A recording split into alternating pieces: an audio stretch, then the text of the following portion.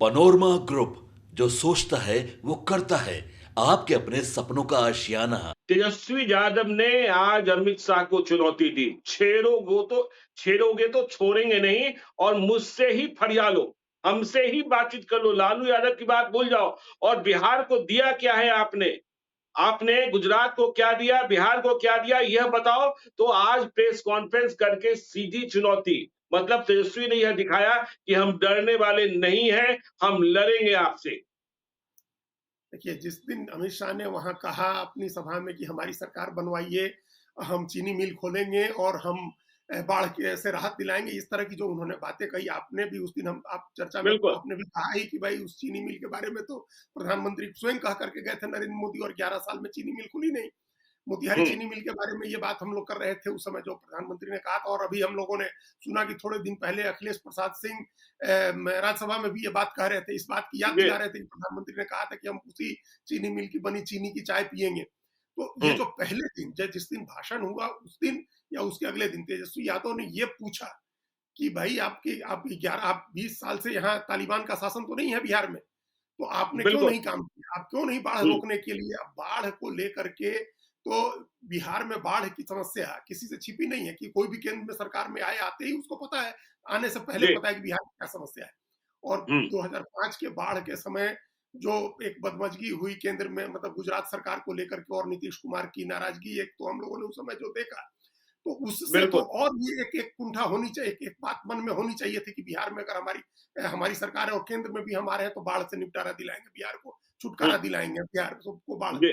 लेकिन वो हुआ नहीं, उसके बारे में कोई पहल नहीं हुई। उसके बाद भी हर साल हम लोग जुलाई अगस्त सितंबर 3 महीने बिहार को बाढ़ में डूबते देखे हैं। कोसी नदी हो या कमला बलान हो या गंगा हो, जितनी नदियां हैं, सोन हो, तमाम जी। नदियों के बारे में हम लोग सुनते, घाघरा की वो सारी नदियां उफान पर हैं और सैकड़ों हजारों एकड़ की फसल बर्बाद हो रही है, लोगों के घर उजड़ रहे हैं। ये तो हर साल की बात है। तो हर साल बिल्कुल। की जो बात है उसको भारत सरकार ने 11 साल से क्यों नहीं एड्रेस किया? ये तो बड़ा हम्म। जेन्युइन सवाल है, हर आदमी का सवाल होना चाहिए था कि अगर बिल्कुल। अगर कह रहे केंद्रीय गृह मंत्री कि हम बाढ़ से छुटकारा दिलाएंगे, तो अभी तक आपने क्यों नहीं छुटकारा दिलाया? इसका मतलब अभी जी। तक बिहार की बाढ़ आपके कंसर्न में नहीं थी, आपका सरोकार नहीं था, बिहार को बाढ़ हम्म। से मुक्ति दिलाने की सोच आपकी नहीं थी।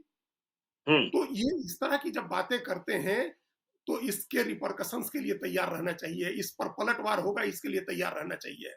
अब इतनी बिल्कुल। इतनी चीजें हो गई हैं ज्ञानेश्वर जी, दोनों सरकारों को इतना समय बीत चुका है कि अब आप कोई भी नया वादा करेंगे तो जो अपोजिशन में है वो सवाल उठाएगा। हम्म। अब आपको उन चीजों पर देखिए, ये बहुत बारीक बात है कि एनडीए को तमाम अपना फोकस उसी पर रखना चाहिए कि लालू यादव ने कुछ नहीं किया है।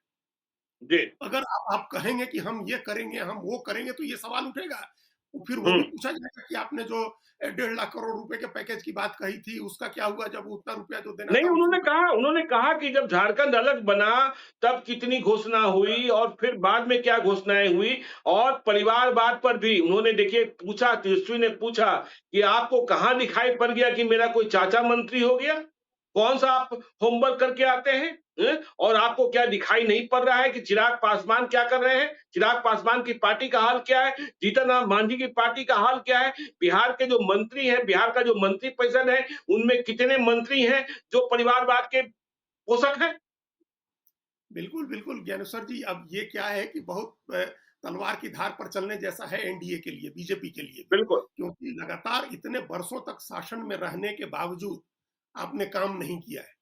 और हुँ। ये सच्चाई है, कम से कम बिहार के संदर्भ में तो सच्चाई है ही। आप भले कहिए प्रधानमंत्री लगातार तीसरी बार चुनाव जीते, भारतीय जनता पार्टी जीती, आप भले कहिए कि पूरी दुनिया में आपने डंका बजा दिया, मान लीजिए उस पर भी बहुत सारे सवाल हैं, लेकिन हम मान लेते हैं कि पूरी दुनिया में आपने डंका बजा दिया, आपने बहुत काम कर दिया, बहुत काम कर दिया। हुँ। बिहार में क्या काम हुआ है? केंद्र ने हकीकत क्या तो किया? यही है। हर ये हाँ, हकीकत तो केंद्र यही है ने कि क्या बिहार किया? बिजली, सड़क, वही पानी के अलावा बिहार में क्या हुआ?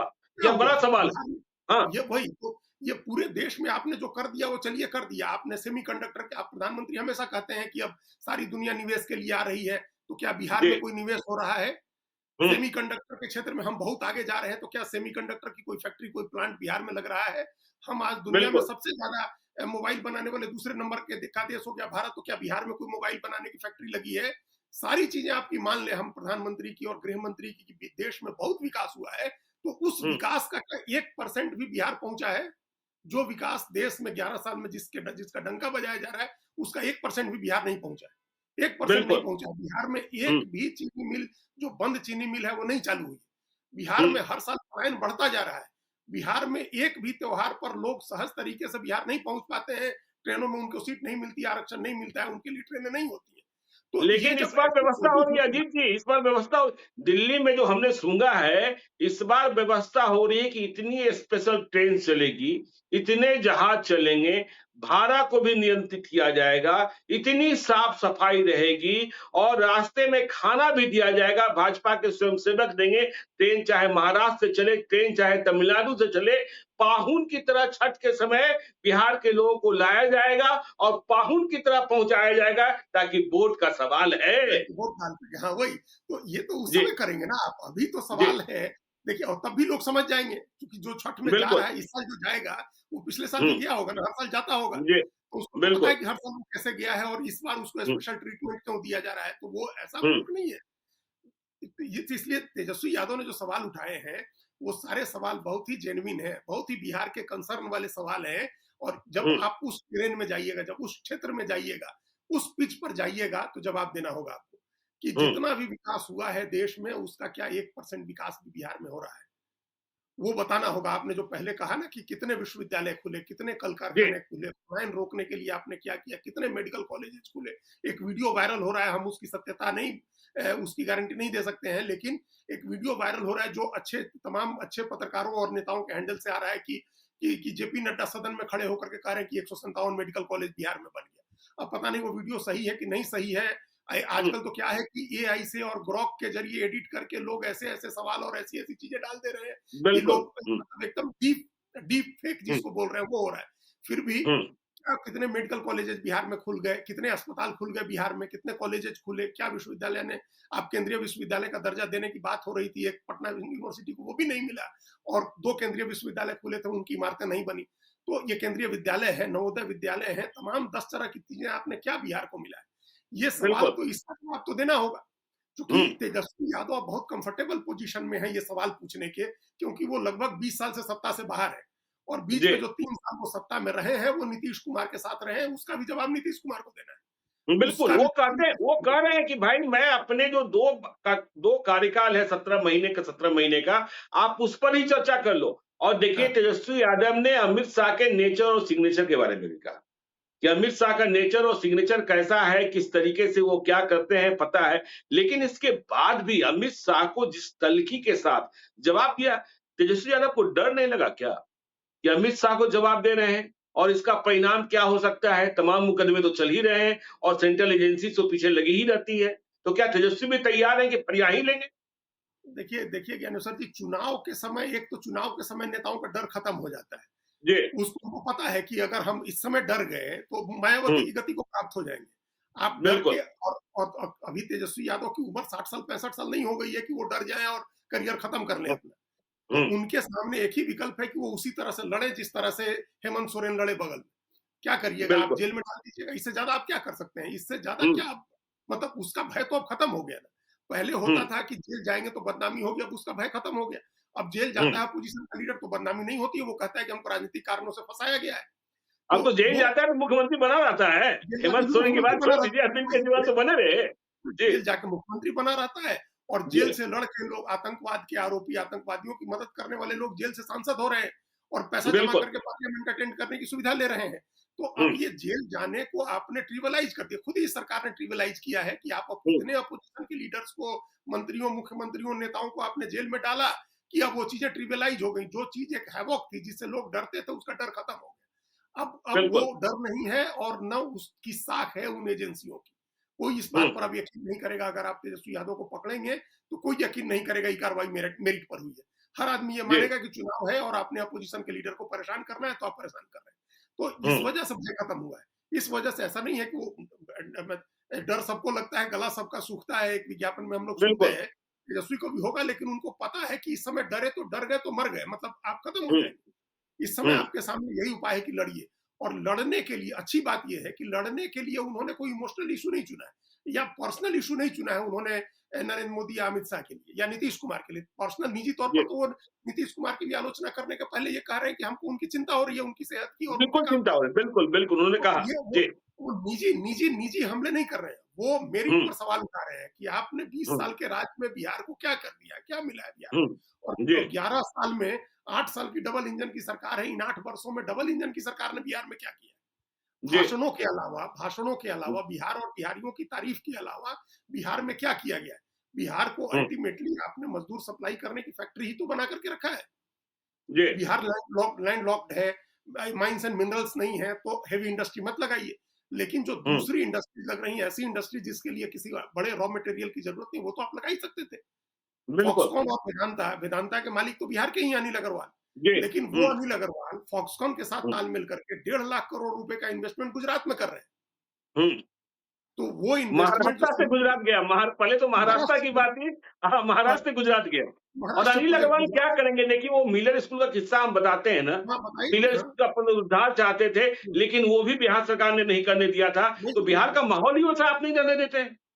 हाँ, तो अब ये उस तरह से जो बड़े प्रोजेक्ट 1.5 लाख करोड़ का प्रोजेक्ट हो गया, मान लीजिए फॉक्सकॉन और कौन और वेदांता का सेमीकंडक्टर का प्रोजेक्ट है, टाटा एयरबस का प्रोजेक्ट है, मॉरिस गैरेज का प्रोजेक्ट है, ये सब सारे प्रोजेक्ट्स तो आप गुजरात चले गए, कुछ महाराष्ट्र में है, बिल्कुल, तमिलनाडु में है। बिहार में कौन सा प्रोजेक्ट गया? बिहार में तो अभी तक स्थिति ये है कि जिसे पुनौरा धाम की बात हो रही है, ठीक कहा तेजस्वी यादव ने कि वो जी, महागठबंधन के समय उसका फैसला हुआ था। आज जितने हुँ, कॉरिडोर, धार्मिक कॉरिडोर ही जितने बन रहे हैं, हम नीतीश कुमार सांप्रदायिक आदमी नहीं है, लेकिन धार्मिक जो आजकल देश में जो है टूरिज्म थोड़ा होता है, हमारे यहाँ तो तीर्थाटन करने जाते हैं लोग, पर्यटन पर कम जाते हैं, तीर्थाटन पर ज्यादा जाते हैं। तो जी, तीर्थाटन की ही जो अर्थव्यवस्था है उसको ही विकसित करने के लिए बिहार में क्या हुआ? जितने कॉरिडोर बिल्कुल, उत्तर प्रदेश में बन रहे हैं, जिस तरह से वाराणसी में कॉरिडोर देखिए, जिस तरह से अयोध्या में देखिए, जिस तरह से विंध्याचल में देखिए, इस तरह का कौन सा कॉरिडोर बिहार में बनना है? किस कॉरिडोर की मंजूरी मिली? ना बुद्धिस्ट सर्किट को मिली, ना राम सर्किट को मिली, किसी सर्किट को नहीं मिला। हुँ, जितने हमारे यहाँ तीर्थाटन की जगहें हैं, उतनी उतनी कहाँ है उतनी जगह? लेकिन बिल्कुल, हमारे बिल्कुल, यहाँ न सीता के जन्मस्थली के का विकास हुआ, न सीता की शरण स्थली का विकास हुआ और न लौह कुश की संग्राम स्थली का विकास हुआ। उत्तर प्रदेश में राम की जन्मस्थली है, सिर्फ जन्मस्थली है हुँ, राम की, और बिहार में सीता की जन्मस्थली है, सीता की शरण स्थली है और लौह कुश के संग्राम की भूमि है। लेकिन क्या बिल्कुल, किया इन बिल्कुल, दोनों चीजों को डेवलप करने के लिए? तो बिहार में कुछ भी विकसित नहीं हुआ। इतने बिल्कुल, एयरपोर्ट बन गए, कुशीनगर से लेकर के और लखनऊ, गोरखपुर, इलाहाबाद, सब जगह एयरपोर्ट बने। जेवर एयरपोर्ट देश का सबसे बड़ा एयरपोर्ट बन रहा है, तो बिहार में क्या बन गया? तो जी, ये सवाल अगर पूछ रहे हैं तेजस्वी यादव, तो ये बहुत ही जेन्युइन और मेरिट पर आधारित सवाल है। इन सवालों का जवाब देना एनडीए के नेताओं को भारी पड़ेगा ज्ञानेश्वर जी। इसलिए एक टिप्स हम लोग दे सकते हैं कि इस क्षेत्र में मत जाइए कि हम अब ये कर देंगे और हम वो कर देंगे, ये मत कहिए, जी, क्योंकि कहिएगा तो घिरेंगे कि अभी तक क्यों नहीं किया। 11 साल बिल्कुल, से आपकी सरकार है, तो आप चुनाव के समय वादे करने का इंतजार कर रहे हैं। हुँ, आपके पास ले लेकर के सेफ प्ले के लिए यही जगह है कि जंगल राज था लालू यादव के जमाने में, उस समय अपहरण उद्योग चलता था और उस समय ऐसे होता था, उस समय वैसे होता था, जो आप कहते हैं हमेशा, वो भय दिखाइए जी, और चुनाव लड़िए। आपने अपना सामाजिक समीकरण ठीक कर लिया सम्राट चौधरी और ललन सिंह को आगे करके, वो चेहरा दिखा करके आपका सामाजिक समीकरण ठीक है। आप एक बढ़िया राजनीतिक माहौल बनाइए और चुनाव जीतिए, उसमें मत जाइए। बिहारियों को मत छेड़िए, उनके ये घाव हैं, उनको उन घावों को मत बिल्कुल। पूरे दिए कि हम ये करेंगे, हम वो करेंगे। आपने कुछ नहीं किया है और आगे भी इसी बात की संभावना है कि आप कुछ नहीं करेंगे। चलिए, तो देखिए बिहार की सियासत में क्या कुछ नया हो रहा है, हम आपको रोज़ बताते ही रहते हैं, आगे भी बताते रहेंगे। आप देखते रहिए लाइव 6 को।